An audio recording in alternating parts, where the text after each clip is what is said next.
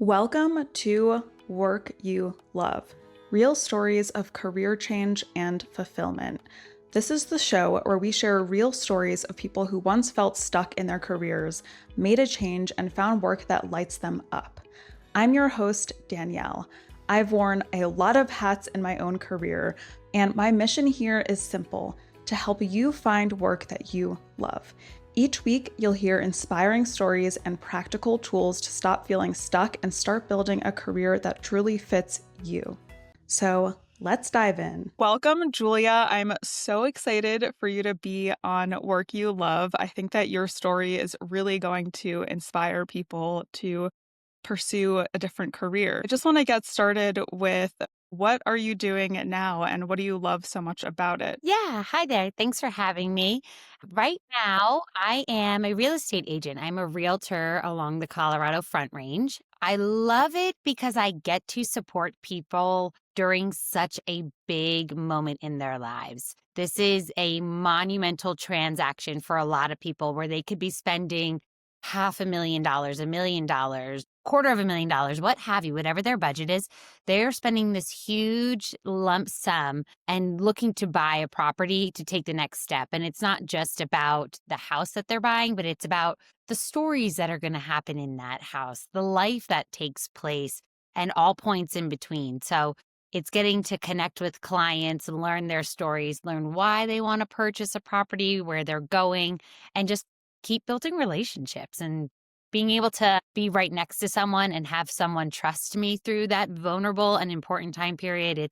I love it. It's a real honor. Yeah, and it's so different from what you were doing before, which I'd like to get into, in that it's a lot more flexible with your time, and I know you mentioned it's been game changing for your life. So, yeah, that's my next question. Let's rewind a little bit and go over how you ended up moving into real estate, what you were doing before, and that moment where you realized this current role that you had, or the role that you had before, was no longer something that you wanted to pursue. Right. So before I got into real estate, I was in the field of early childhood education. I had been a preschool teacher for 15 years. And within the last 5 years of those 15, I was in the administrative side. So I was the assistant director at a school. And basically, I was running the school. It was a little bit of everything. People talk about wearing hats, and we would joke about the book Caps for Sale, and where he has 37 hats on his head. And that was kind of what you have to be as a school administrator and director. So I would be working in the classroom with children, but I'd also be on the phone with parents talking about behavioral issues, working with at the Office of Early Childhood, working with health department, working with the fire marshal, working with upcoming and prospective parents, working with staff. And it was all encompassing. It was a wonderful field. It was one of my true passions, and it was something I thought I'd really stay in forever. So I deeply loved being a preschool teacher in the Montessori schools. But the thing, an issue that comes with teaching, and especially with being a preschool teacher, is that preschool teachers are often viewed as babysitters. They aren't on the same level as even an elementary school teacher, definitely not on the same level as middle school, high school, or college professor. So it was something I did for 15 years. I loved it. I thrived in it. But as time went on, I was working towards taking over the school, and just things were settling and shifting in different ways than originally had planned. COVID happened, and getting a school through those COVID days, especially those early ones, was a little bit wild. There was changing policy from one day to the next. There were differences of opinions at state levels, national levels, and it was hard to try and filter, how do we do this here in Boulder County, Colorado, to best serve our community while following all the guidelines and regulations. And it was taxing. I stuck with it, stuck with the families, got the school back open, and we were able to successfully do it. But it was really starting to chip away at me. It really changed how I was able to present in the classroom. As things were changing in my personal life at home and with the trajectory of where I could go in the school if I could keep climbing up the ladder of the school. At that point, I was running it and it didn't seem like there was much wiggle room. So I was just feeling run down and exhausted as we can, it's burnout happens. It's happens in all fields across the board. And I spoke with a good friend and I just said, "Hey, I'm feeling pretty burnt out. I don't think I can do anymore. I don't think I can make any more money. I don't think I can keep growing as an educator." And if you can't keep growing and learning within the field you're in, you kind of met your mark. Like that's that. I'm a lover of learning, and so feeling like I couldn't absorb anymore was a disappointing feeling. And when I brought it to a friend's attention that I think I might change careers and look for something else, he offered it up to me. He was leaving Colorado and he said, "I'm leaving Colorado. I have a thriving real estate career here and I don't want to lose it. Get your real estate license, work for me. I'll set you up for success, teach you how to be an agent, and we can make it happen. And I'll guide you through these steps." And it wasn't something I ever thought I would do of getting into real estate. It just hadn't crossed my mind. I grew up going to construction sites and homes and being around that whole dynamic and industry. For me personally, it was never like, oh, this is where I'll go. But he offered it and he presented it. And I really just sat there thinking, okay, I could stick with where I'm at and not feel satisfied, not be able to support myself and my family, and not be able to thrive in my industry and keep learning and growing and evolving. Or I could take a huge leap of faith with no safety net. I could go into a field where I will be an absolute beginner, but it'll push me to learn and grow as a human being and as an agent. And I really just went with it. And that aha moment of, there's so much room of what I can do and how I can grow as an agent and as a person. That was kind of like, okay, it's time to just trust it and go for it. Yeah, you made so many good points there. I think it can be really confusing for someone if they've loved something for so long and then they hit this point of, wait, I I can only go so far in this career and it's not maybe feeling as good or lighting me up as much as it used to. And it's kind of like giving people permission to say, this might have been part of your identity or something that you loved, but we also have such a long life and we can have multiple interests and multiple things that like fit into what we want to do. I also wanted to point out, you really listen to that voice internally of this isn't feeling right. And because you started to open your mind up to something else, when your friend came with this opportunity, it was kind of like, okay, cool. That sounds like something that I could be interested in, I could pursue. I know you mentioned at the time you were also balancing out still working and moving through getting your real estate license, going through the testing. I would love to hear more about how you were able to do that. I think people get really overwhelmed with, oh my gosh, changing careers. Do I have to quit my job and fully pursue this, or can I do both at the same time? But yeah, what was that? What was your process there? Right. So it's because it can be so overwhelming when you're already working a full-time job. Then you've got to commute home, you got to make dinner, you've got errands to run. If you have a partner, maintaining that relationship with them. If you have a child or children, taking care of them, it can feel like so much. So in that moment, I decided with my friend, okay, I'm going to get my real estate license and I'm going to do this, but I need to continue working. So I was working at the preschool. It's about a 40-minute commute each way for me. So I'd work anywhere from 8 to 9 hours, then do the commute. I'd get my young son settled. He was about 3 at the time, and be present with him for the afternoon, get dinner done, put him to bed. And then once he was asleep, it was really like at 8:30 each night, I would then take the time and sit right at my kitchen table and just spend anywhere from 1 to 2 to 3 hours, depending on, 3, if like, all right, I'm still absorbing material, I can keep going. I was just dedicated of, if this is my goal on my timeline, here are my hours in the day. If I can use a few hours each night, it'll get me from here to there. So it was my path to get from point A to point B. And really dedicating that time to just sitting at my table with the online course, with my notebook, with my flashcards, I got back into that school mindset of this is what I've got to do. And I've got a deadline I've got to meet and I need to just stick with it.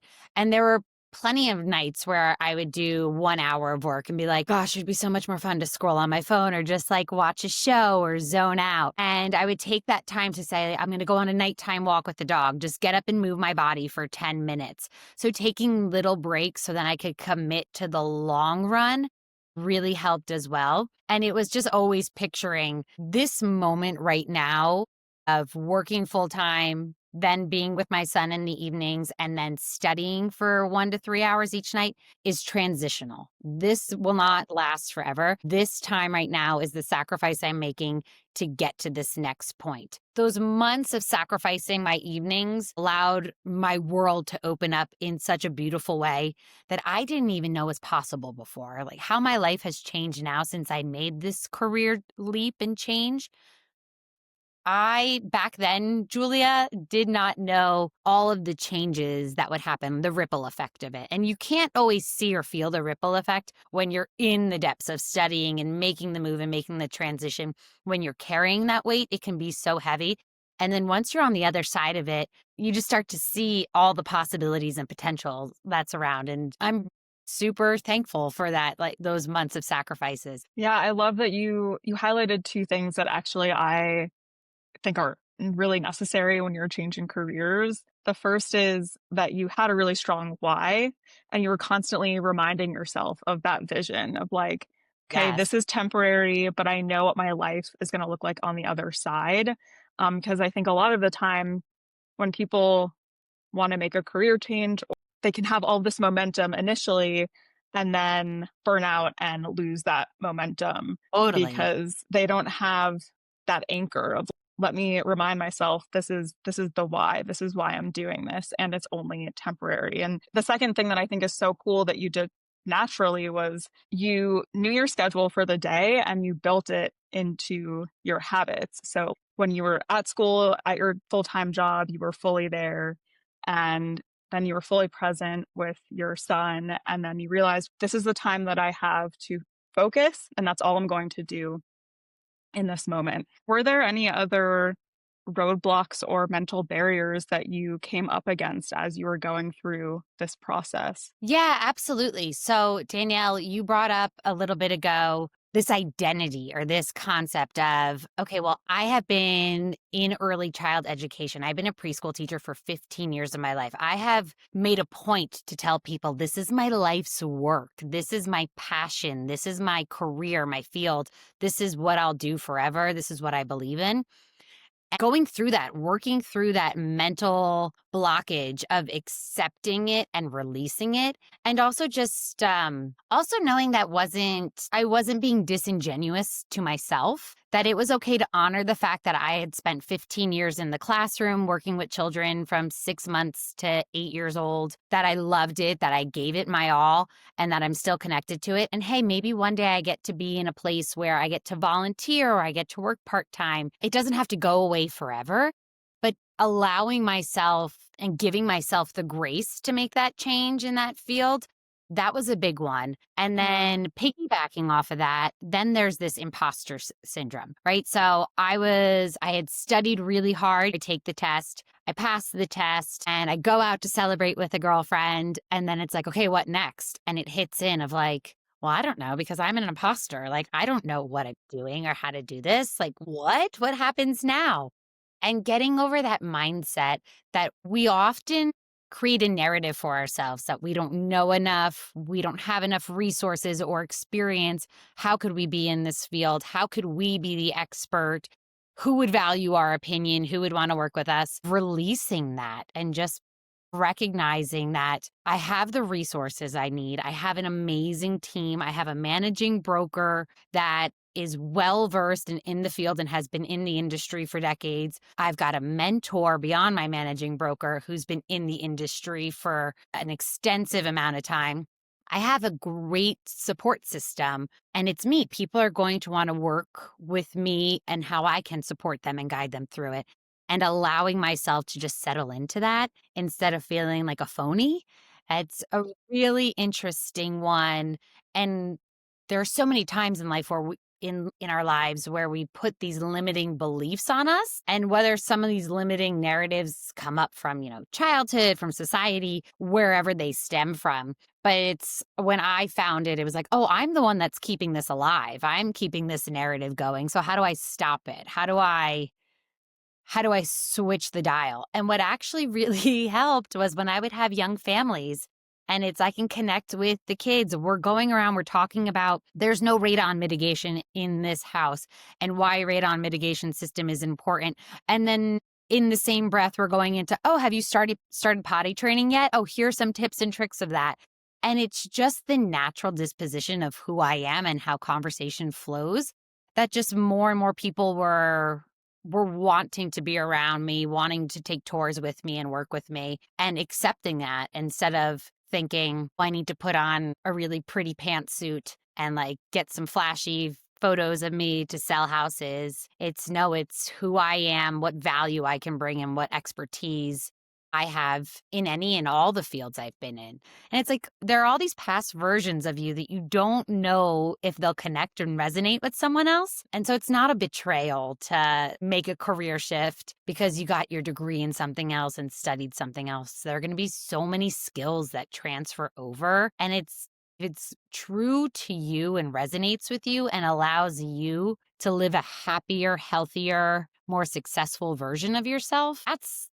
That's honoring yourself. If you were to say, no, I'm not going to do that just because I've already been this version of me, that's where the big betrayal comes in.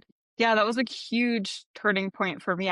When I switched into software engineering, I had so much imposter syndrome. Oh my gosh. This is just for smart people. Who am I to come in and try to be a coder? And then once I realized, one, this is just a false narrative that lives in my brain. And then two, which I think you pointed out too, is you look for evidence in your life where that isn't true. Where it's like, wait, no, like performed really well in this career. In your case, you're like, I have really great communication skills. People like working with me. So you did that. And that helped you reinforce this belief of, no, I'm going to silence that voice. They're not true. And I'm going to move forward. And something else that you pointed out that I think is so important for people to hear. And I have this in conversations a lot when people come to me and they're asking, oh, I used to work as a waitress and I want to switch into software development. I learned how to code, but I'm not going to put that on my resume because that has nothing to do with what I'm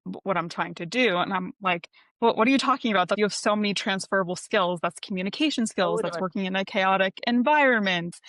So I think that's also great that you pointed it out, and people should just remember any skills that they have, they're going to be useful in whatever career change they end up making. This is just such a good story and something that people are going to learn so, so much from. You went through this process of the identity shift, overcoming beliefs, making time in your schedule while working full time to make this shift. What advice would you give to someone looking to make this kind of career change? Don't limit yourself. Mm, Don't, especially in those early stages when I remember like sitting right out front my house on the front steps, looking at different jobs, connecting with different people in so many different industries and thinking, no, I can't do that. No, that's not for me.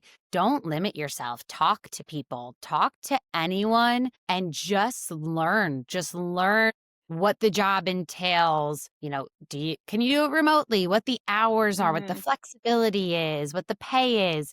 Ask as many questions as possible because just like you were saying, Danielle, and what I brought up earlier is that there are so many transferable skills. There are things that you don't recognize from your job that will absolutely allow you to thrive in a career and industry that you may have never thought about. I had never thought about going into real estate, and here I am in my fourth solid year having a phenomenal season right now. And I never in my wildest dreams would have thought that being a teacher and administrator would have prepared me for this. But there are so many things that are directly linked to my job in life now. So if you're sitting there thinking about making a change, don't limit yourself. Just go for it. Go for it. Making this change has allowed my life to open up in so many other formats.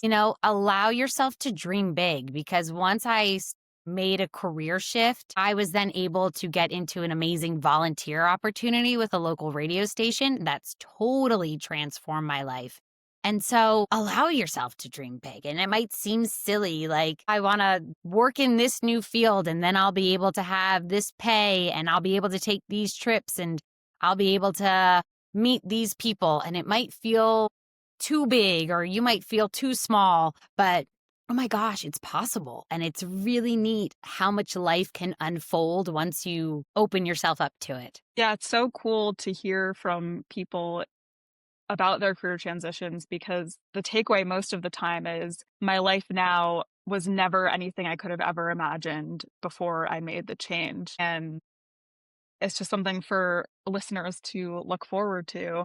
And another point you made that I think is such a good piece of advice is just dip your toes in it. Like, it doesn't mean that you have to immediately quit and go for this other career change. It's talk to people in the industry, learn what they like about it and what they don't like about it.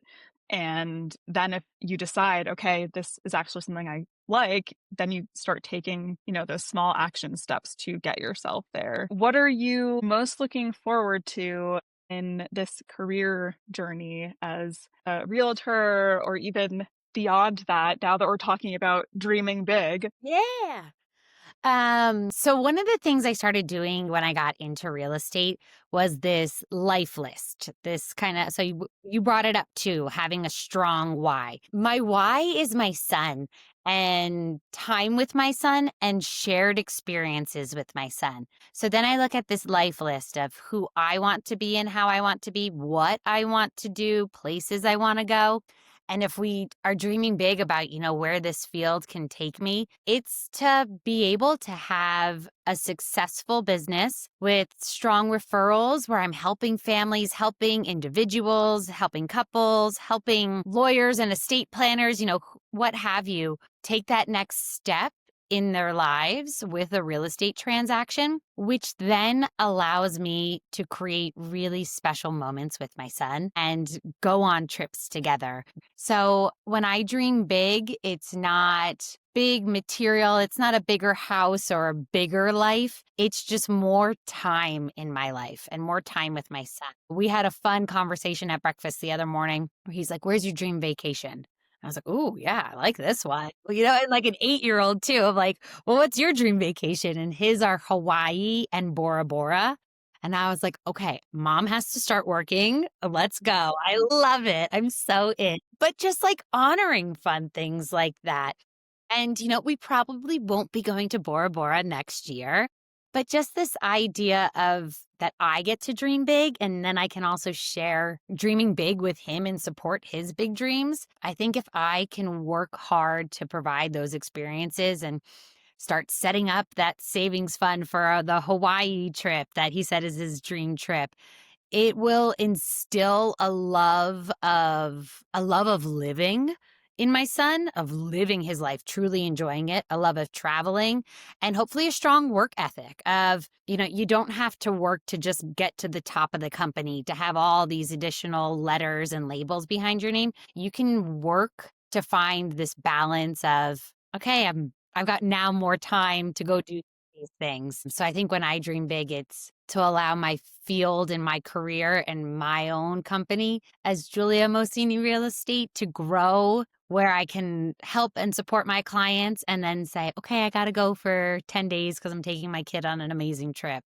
and just kind of to live life. I'm sure your son is learning so much from your experience, and people can really, and I've gotten lost in chasing, the corporate ladder or these titles that in the end don't really matter that much. And I love that in your experience, it just sounds like you're so aware of what's true to you and like what's authentic to you and how that plays out into what you want to pursue and then how you move through work. It's been fun too for him because then on days, because of making this career shift, I have a volunteer position with a local radio station, KGNU, as one of the DJs and on the events committee and as an art coordinator. And so on days when my son doesn't have school, he's coming to KGNU with me and he's on air with me. And sometimes he's coming to showings with me. So I'm also showing him all these different sides of life. I think we grew up in a generation or with a generation of parents that, like, you're a doctor, you work at this hospital, you're going to work at this hospital for the next 45 years. That's the plan. There's no real shifting. You stick to something, you stick to a company, you stick to a field, and that's that. And I'm getting to show my son that you get to be so many versions of you. And the versions of you are limitless. And the versions of you are, if they're true to you, then they're important and you get to pursue it. So you get to be a volunteer. You get to be interested in music and art and travel, what have you. It's kind of, you don't have to pick at 8 years old, the question of like, what do you want to be when you grow up? Can that change? Do I have to stick to one thing? So it's fun to share that with him too. Yeah, that's so funny. When I looked back at, like, I think it was like, I don't know, preschool or kindergarten yearbook, and all the kids' answers were like a vet or a fireman. And then my page is just like, I'll decide that when I grow up. And I feel like I'm still deciding. Yeah, like don't pigeonhole me. I think it's so important to realize we can just be and do so many things as long as it feels true to us. So it's such a great takeaway. So many good nuggets of wisdom. Thank you so much for coming on. There were so many beautiful takeaways from this episode, and here are the ones I want you to carry with you and apply to your own journey. The first is, listen to that inner voice telling you that you're meant for more. Julia loved her teaching job, but when she hit a glass ceiling and it no longer lit her up, she stayed open to new opportunities. Second, ground yourself in your why. Julia stuck with those late nights of studying because she knew the bigger picture. More financial freedom, more growth, more flexibility for her family. 3, build your action steps into your routine. She carved out time each evening to study while still showing up fully as a teacher and being present with her son. 4, remember that your thoughts are just stories and you can find evidence to disprove them. Julia surrounded herself with examples of people who had done it, which kept her belief strong.